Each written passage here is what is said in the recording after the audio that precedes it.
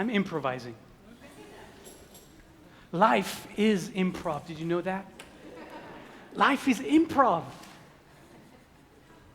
You know how the rules of improv, how do they go? How do they go? Do you know? There's one rule in improv, is that whatever happened, you have to say yes and. Do you know that? Yes and. Life is improv. How many of us go through life, when life gives us, we go, no. How's that with the flow? Being in the flow of life? No. Or we go, yes, but. Can you imagine on the stage of an improv theater, and the one person goes into this, beautiful blah, blah, blah, It's really hot in here. It's really hot in here. No. Okay, well, what do we do with that? No, you go, yes, and I should not have set the house on fire. Something like that. I mean, you make it up.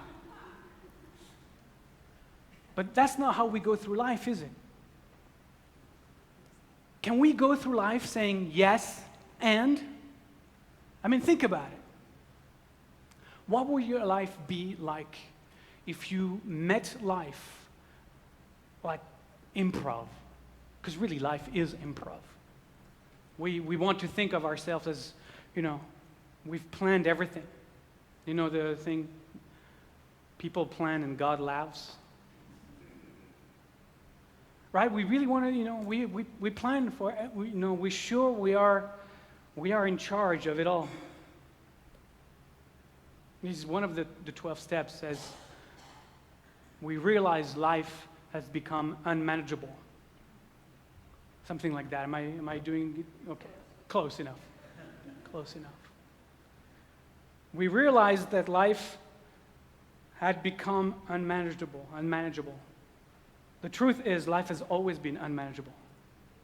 Life is unmanageable. Can you let go of trying to manage life? Can you stop saying yes, but? I mean me.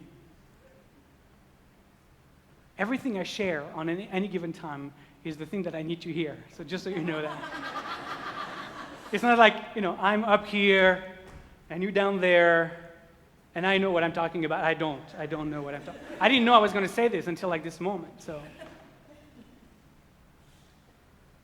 but I read an article somewhere this week and it just stayed with me, this yes and.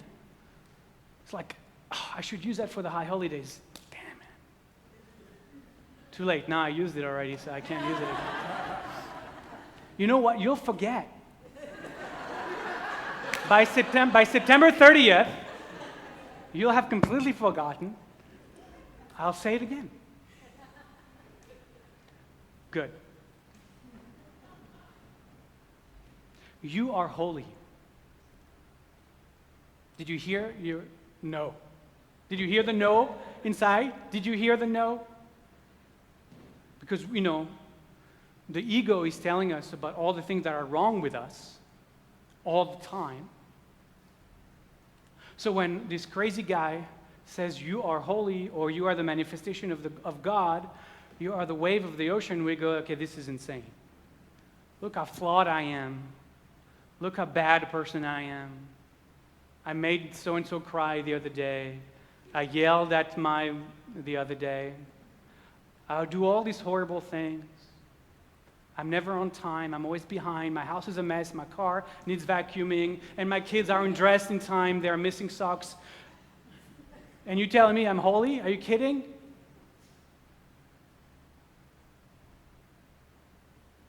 You're not perfect. That doesn't mean you're not holy. And perfection is a really terrible word in the American English language. And I love the Hebrew better. The Hebrew for perfection is shlemut. And the word shlemut is the same root as the word everybody knows that word is shalom. And shalom usually is translated as peace. But shalom means also whole. So in Hebrew, perfection actually is wholeness. And when you are whole, you embrace all of you. When you're whole, you're whole. You're not just partly whole. Right? In the word perfect, we exclude all that is not perfect. You understand that? And so we reach for the thing called perfection that doesn't exist, and we beat ourselves up because we can't find it. Where in Hebrew, the word for perfection actually means wholeness. And wholeness embraces all your darkness with all your light. All of it. What makes you perfect is when you are able to do that. When you know your flaws and say yes and. My house is a mess, yes. And whatever you're going to say next, right? I have a plan. See? And God laughs. Thank you, God.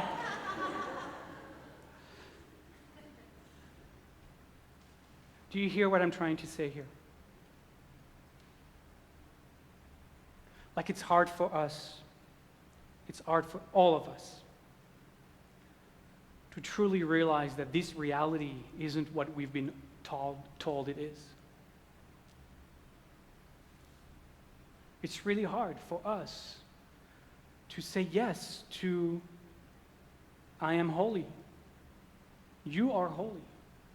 We're all holy. Because if we start to do that, then we have to stop hating people. And that's hard. We want to hate people because that's how we define who we are. We exclude people because that's how we define who we are. It's to what we say no to that makes us who we are. Very interesting, isn't it?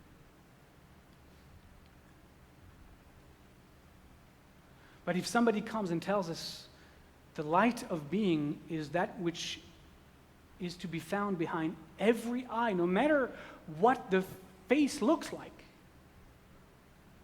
what the beliefs are behind this, whatever the shape, form, preferences, whatever, everybody's holy. Then you have a problem because it's hard to have enemies. And we love to have enemies. There is a great story in Torah, which is going to lead me to the next song. Wink, wink, nod, nod. The high priest in the temple. There's a whole description of pages and pages of what the high priest was wearing. One of the things we know, it says in the Torah that when the high priest was climbing the stairs in front of everybody to go to the altar, no one was supposed to look under his toga.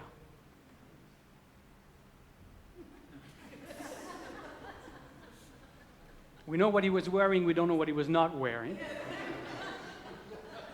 Okay, put that aside now because I'm talking seriously here. Yes, and part of his headdress was a plate that he wore right on his forehead, right here. Now we have the tefillin in Orthodox Jews put this black box here. The high priest on his big hat had a plate that was engraved. It was a gold plate that was engraved. And it was engraved as if a mirror. So it was engraved backwards. You know what I'm trying to say? You could only read what was written if you looked at it in a mirror. That's what I'm trying to say. And in it were two words in Hebrew, Kodesh Ladonai. And when he met you, and in Israel there's a lot of sun, and the sun reflected upon the plate, right? He wrote on you the reflection of the sun, you know, like you do with your watch when there is some sun. The reflection of the sun printed on you the words correctly. You were the mirror. And Kodesh Ladonai means holy to God. So the priests had this practice built in what he was wearing, that everybody he met, he was to remember, this one is holy to God. Every being holy to God, holy to God, holy as God, an expression of the one. That was what was on the... I'm waiting, the attire that the Pope wears is based on the words in the Torah of what the high priests used to wear, including the big hat. Obviously, fashion has evolved. But I'm waiting for the first Pope to actually wear that, to remind him that all that he's looking at, no matter what race, color, language, religion, gender, holy to God. And we should wear that, all of us. So when we look at each other, we see the imprint, Kodesh Ladonai.